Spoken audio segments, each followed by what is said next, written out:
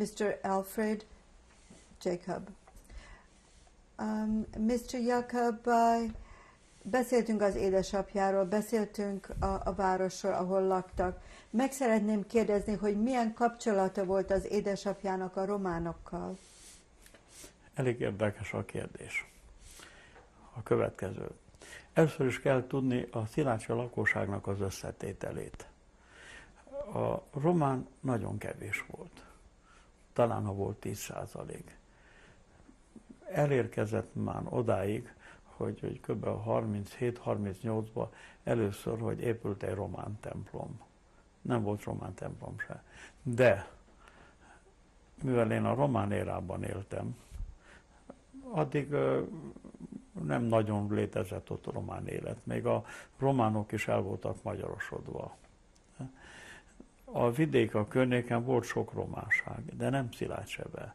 De az elemiskola, az állami román elemiskola volt, de volt egy katolikus elemiskola is, ahol magyarok is jártak, de az államiskolában oda járt a legtöbb. A lakosság zöme az református volt. Vánca János volt a plébános, aki nagyon rendes ember volt, és a katolikus iskolában inkább az elit gyerekek jártak, és szintén magyarok, de nem sok, egy kicsi iskola volt a katolikus iskola. Na most a román állami iskolában tanítottak román és magyar tanítók és tanítónők. Felous volt az igazgató, nekem a tanítóm első másodosztály volt a Dancsú, aztán volt egy sötér kisasszony, aki tanított bennünket, stb. A kórusban, az iskola kórusban román nótákat tanultunk, amiket különböző rendezvényekkel, nemzetünnepeknél kellett, hogy énekeljük, több szólamban. Nem volt soha semmiféle nemzetiségi sorolódás Szilágysebe. Nem emlékszem, hogy lett volna. Volt ilyen gyerekes hetszere hultódás, hogy valamilyen zsidóztak, de ez inkább csak olyan versikében nyilvánult meg, mert hogyha lett volna tényleg valami antiszemigánus, abból óriási nagy cirkusz lett volna. Úgyhogy nagyon jó barátok voltunk, és később is, amikor hazajöttünk, nem voltak nemzetiségi. De most a románoknál tartunk. Na most a kapcsolat édesapám és a románokkal kapcsolatban. Hivatalosan apám a hitközségi hivatalos okiratok románul mentek, de a jegyzőkönyvek stb. Azt magyarul írta. A hatóságok román hatóságok voltak, de azt nem jelenti, hogy a bíró föltétlenül román lett volna, mert a többség magyar volt, tehát a magyar volt a bíró is, ugye. A járásbíró az lehet, hogy már román volt, de voltak magyarok is ottan a izénél. Nem volt különösebb román, vagy magyar, vagy zsidó probléma. Köszönöm szépen, ez mind nagyon érdekes volt. Most meg szeretném kérdezni az édesanyjának a nevét. Édesanyám Jakab Józsefné, született Friedman Teréz. Mr. Jakab, meséljen valamit az édesanyjáról. Hát és éppen csak, ami a leglényegesebb, ugye minden gyereknek az édesanyja az a Atya Úristen, de én csak éppen egy pár jellemző dolgot. Nagyon magas műveltségű hölgy volt, több idegen nyelvet beszélt, és ez részint pótolta a jövedelmet a családban. Voltak neki tanítványok, akit angolul tanított, sőt, még voltak tanítványok, akiket latinra tanított, vagy gyorsírásra tanított. Amíg üzletünk volt, édesapámmal együtt az üzletben dolgozott, és a háztartást vezette, és éppen úgy tudta csinálni a képkeretezést, mint apám. Amikor az üzlet megszűnt, azért a képkeretezés, üvegezés ment még tovább. Mikor már jöttek a zsidó törvények, akkor már csak úgy tudta csinálni, hogy volt egy másik illető, egy keresztény, aki adta neki a munkát, tehát nem az ő nevén mehetett az üvegezés. Tehát jó iparosnak is számíthatott, kitűnő kóser háztartást vezetett, ugye, az nem is kell beszélni róla, és azon kívül kiváló zenei tehetség volt. Én tőle tanultam hegedülni, de már pici koromban hegedűt iratták nekem. Egy speciális kottát csinált nekem, amit még nem a rendes kotta volt, de amit én már el tudtam játszani. És együtt hegedültünk, de közben azért egy cigányprimás járt hozzánk haza, anyámmal együtt hegedülni, de hogy titokban nem volt szabad, hogy tudják a zsidók. Később aztán jártam hegedű órára a református kántorhoz, aki zenekartanult végzett, de aztán neki mentek a szilágysági vallásos zsidók, hogy mit keres az ő fia a református kántornál. Muszáj volt abba hagyjam, amit sajnálok, mert nagyon jól haladtam. Sőt, miután az elemiskolát megcsináltam, 5 osztályt csináltam, 5 elemit, utána beadtak, és szerettem volna a szakmát tanulni, és volt egy ipariskola. Úgyhogy Skale Art és Meszeri, és boldog voltam, meg volt az én fiókom a szerszámokkal, a satukkal, szakmát tanulni, onnan is ki kellett vegyenek, mert neki mentek apámnak, hogy nincs mit keresek, egyetlen zsidó, volt sok román falusi gyerek is, ugye. Úgyhogy onnan kivettek, és egyenesen jesivába kellett, hogy menjek. Amit nem bánom, hogy megcsináltam, mert az, hogy az egyetemen kiváló éltanuló voltam, annak köszönhetem, hogy a sivába kinyitották az agyamat, és tudtam logikusan gondolkozni, és nagy részben segítette az egyetemi tanulmányaimmal. Melyik városba járt az ipariskolába, Mr. Jakab? Tehát az elemiskolát Szilásebe jártam, 5 osztályt, 24-ben születtem, 6 éves koromban mentem iskolába, utána aztán Szigetre kerültem, Máromaros szigetre, ott jártam jesivába. Hát az már nem volt egy olyan mondhatni fényes élet, mert pénz, hogy valahol fizessenek, hogy kosztoljak, nem volt a szüleimnek, úgyhogy napokat ettem. Egy nap itt, egy nap ott, egy nap amott, ugye? De közben kellett komolyan tanuljak. Onnan aztán megint jesivába kerültem Nagybányára. A nagybányai főrabbi, tudják, hogy dr. Krausz rabbi volt és orvos. És az ő veje, anyám testvérének a fia volt. Panetnek hívták. A nagybátyám Gyulafehérvárt volt rabbi, Smuel Panet, és ez volt Chaim Alter Panet. Nála tanultam a jesivába. Az azt jelentette, hogy már hajnalba be kellett menjek, és egész héten kellett készülni, és jött az kihallgatás, amikor a heti szidrát kívülről kellett, hogy tudjam, néha előimádkozzak, és a gömorrat, meg satamét kellett, hogy...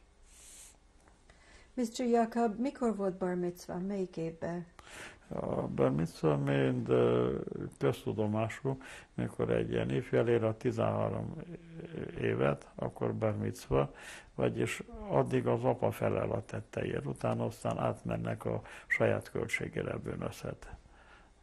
Nagy bar mitzvah volt, óriási nagy a templomban, volt, utána odahaza az egész hitközség eljött, és egy hosszú beszédet kellett, hogy tartsak, amit előkészítettek erre a beszédre. Mr. Jakab hány testvére volt? Egyetlen húgom volt, aki 6 évre rá született, és világ legboldogabb gyereke volt, amikor egy kis testvérem lett, úgyhogy mellette a fotelbe ágyaltam meg magamnak, és ott aludtam mellette éjjel-nappal. 1930-ban született, Jakab Editnek hívták, és a nagyanyám után kapta nevet zsidóba, Chai Eidele. Mi a családban Babikának szólítottuk, és a barátnők, az iskolatársak mindenki Babikának szólítottak. Mivel pénzünk nem volt, hogy elmenjen, Szilágyben nem volt liceum, csak ilyen szakiskola, hát Kolozsvárt a zsidó gimnáziumban tanult, mint magántanuló. Sajnos, mikor harmadosztályos volt körülbelül, deportálták. mint magántanuló, megvan az Kolozsvári Zsidó Iskolának az évkönyvei, ahol nem jeles, hanem kitűnő az összes idejében. Mikor jött az országos tankerti főigazgató inspekcióba Kolozsvárra, ölbevette és osztályra vitt, azt mondja, mióta a tankerti főigazgató annyi év volt, ilyen jeles tanuló még nem volt. Ezt elpusztították. Mr. Jakab, a zsidóság tudta, hogy Németországban mi történik 1933 után? A szülei beszéltek róla? Na, ez egy nagyon lényeges és fontos kérdés. Engedje meg egy picit kibővítsem a témát, mert ez nagyon fontos. Hogy amit tudtunk, az túl kevés volt ahhoz, hogy a saját iránkat is védjük. Tudtuk, hogy Hitlerről, sőt, hogy az antiszemitizmus az nem volt újdonság Romániában, és előbb volt, mint Hitler. Volt a vasgárda tombolások még a 20-as évek után, ahol a zsinagógákat romboltak. A történelmet én most nem akarok írni, csak az, ami velünk van kapcsolatban. Úgyhogy Romániában volt egy erős vasgárda szervezet. Történelem az nem tartozik most ide, csak személyes dolgokat. Szilágysebben nem jutott el a vasgárda. De tudtuk. Tudtuk, hogy Németországban mi történik, a Hitler, stb. A zsidóüldözésekkel. Borzongtunk a Hitlernek a győzelmeitől, azt tudtuk, hogy ez a zsidóságra megy. Láttuk, hogy a lengyelországi zsidóság valahogyan a homályban eltűnt, de konkrétan, hogy mi történik, nem tudjuk.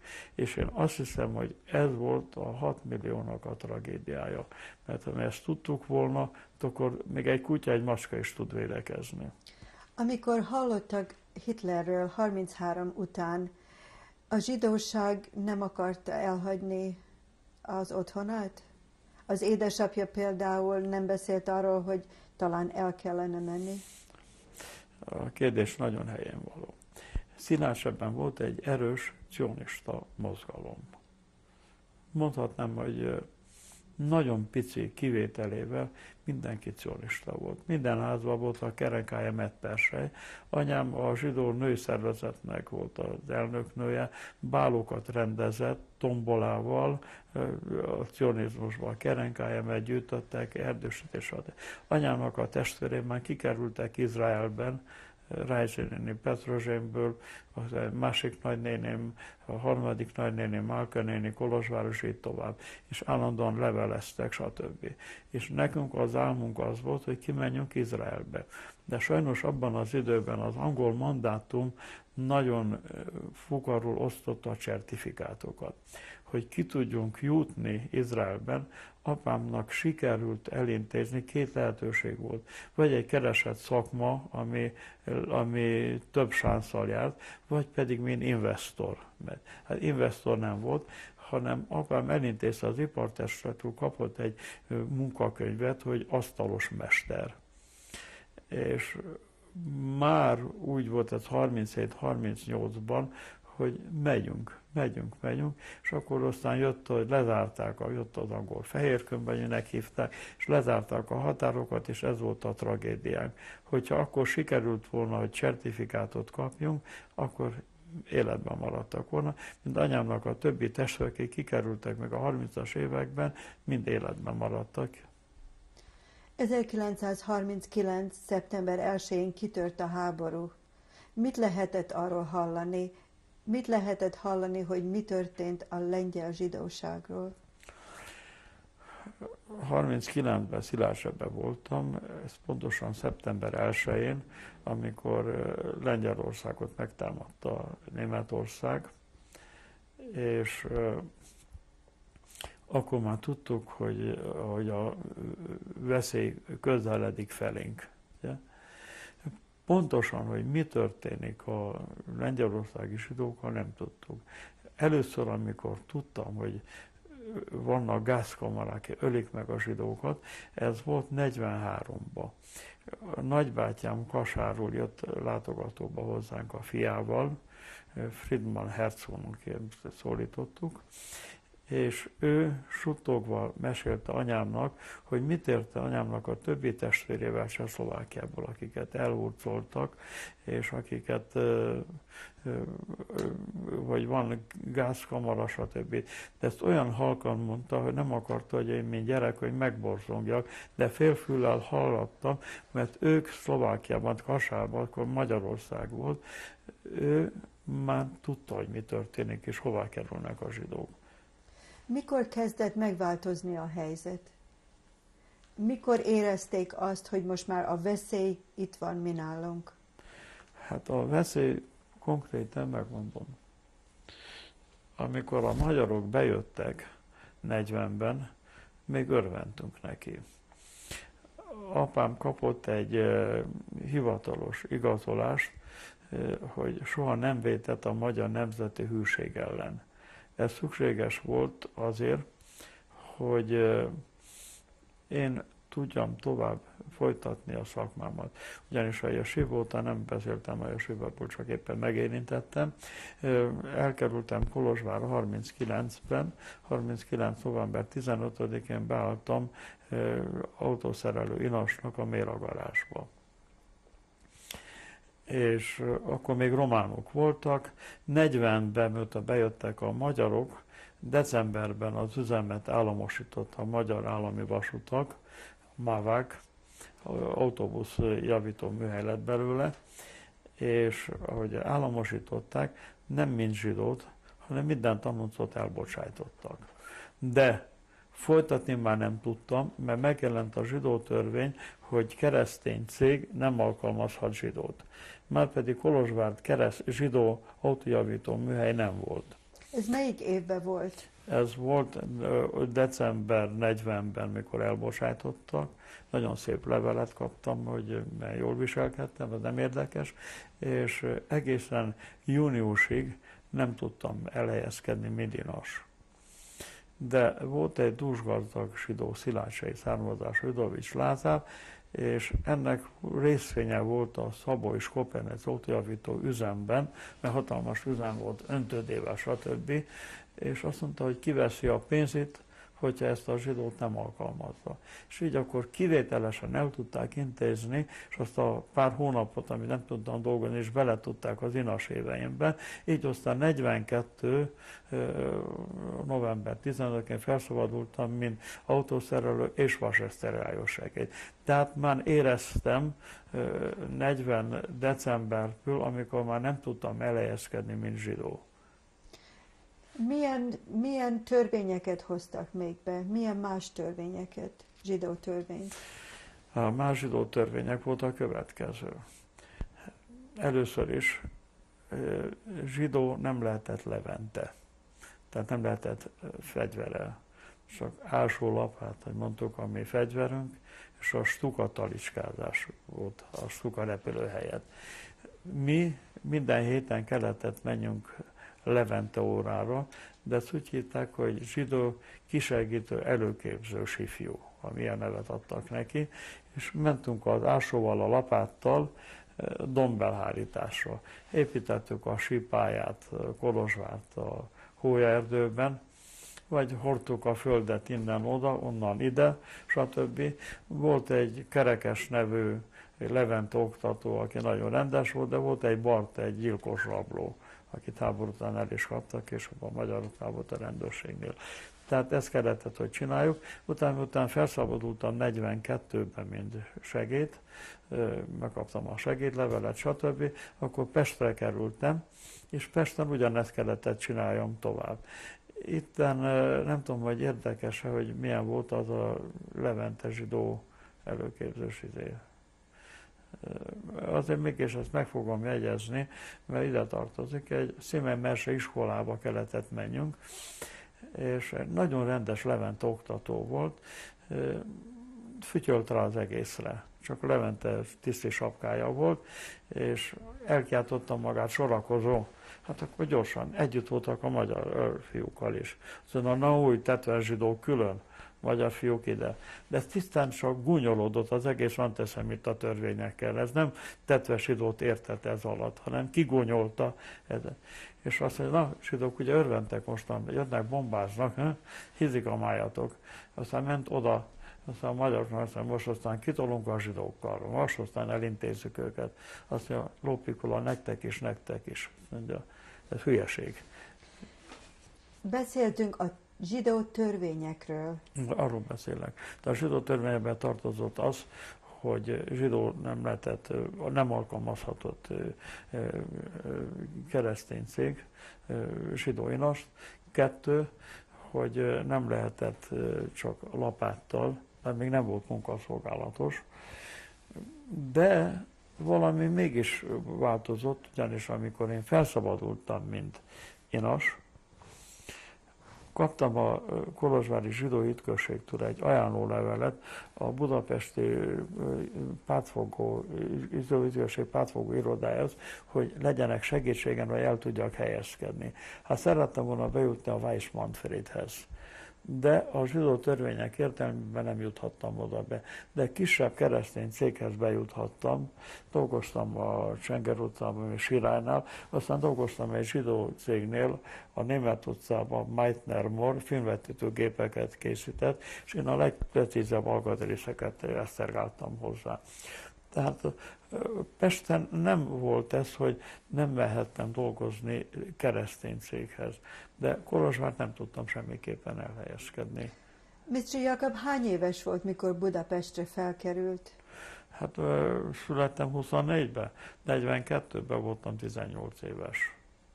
Igen, és azt akarom mondani, hogy végül is a Pesti Ütközségnek volt egy óriási nagy géppari középiskolája, ahol érettségiztek és szakmát is tanultak. És a Mexikót 60 szám alatt volt a Zsidó Vakok Intézet, egy óriási nagy intézmény, ami külföldről is ott volt zsidó vakgyerek, és a földszint volt a műhelyek. Sok esztergapat fel, és ott voltam oktató-mester ilyen fiatalon. Politikailag érdekelte a politika, hogy mi történik Magyarországon? Volt tagja egy pártnak például?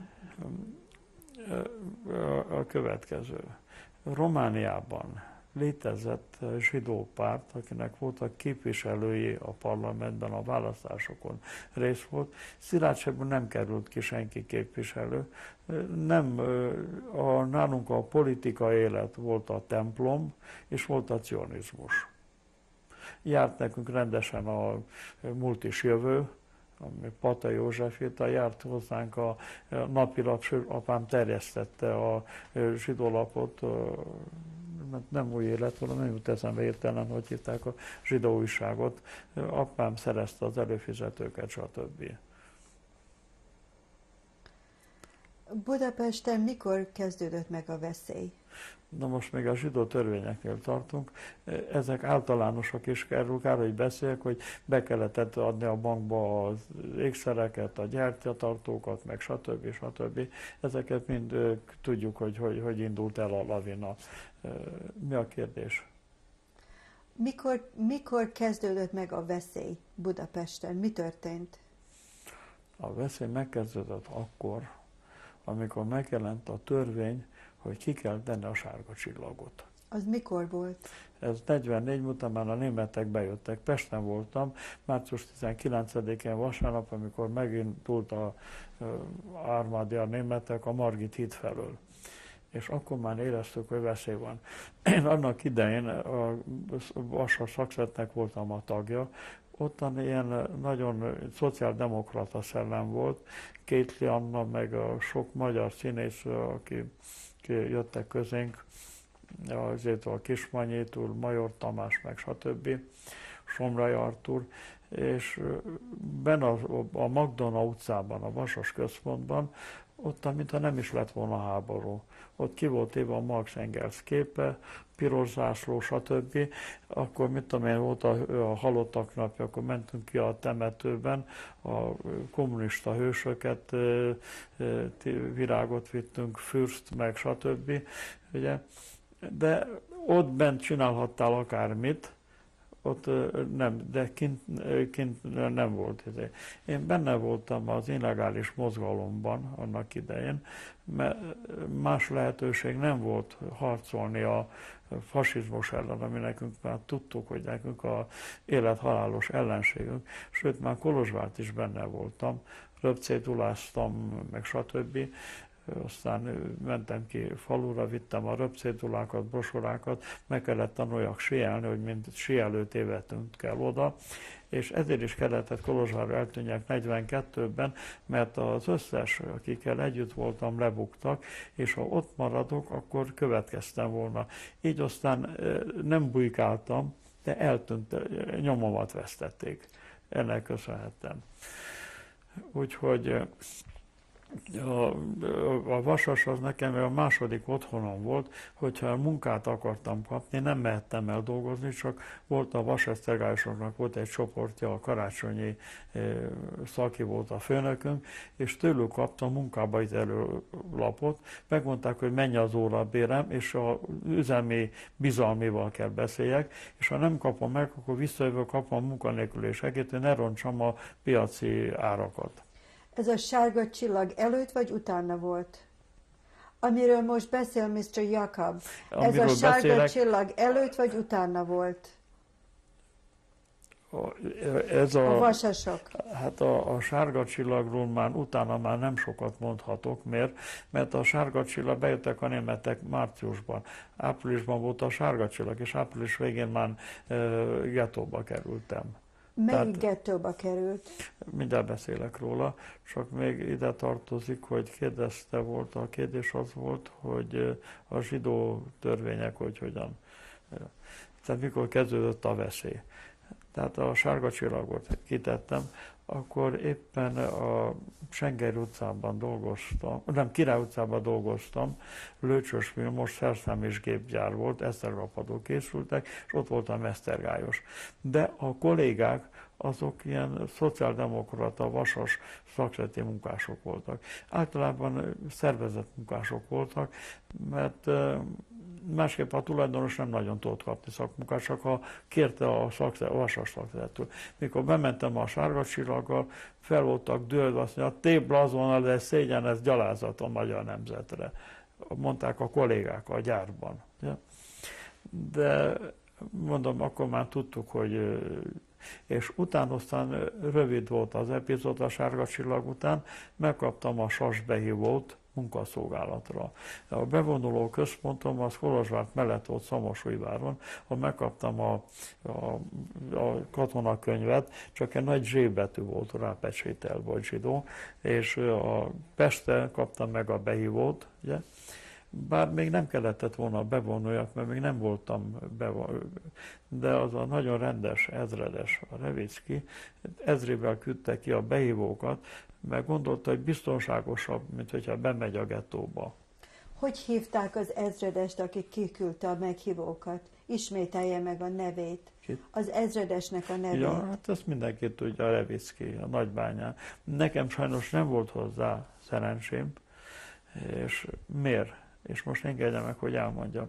Mikor megkaptam a behívót, ugye, felszálltam a keleti pályaudvaron, a SAS behívóval, a zsidó katonakönyvvel, vagy minek hívták, és a sárga csillaggal. Nagyvárad előttig minden oké volt, Nagybányára kellett bevonuljak.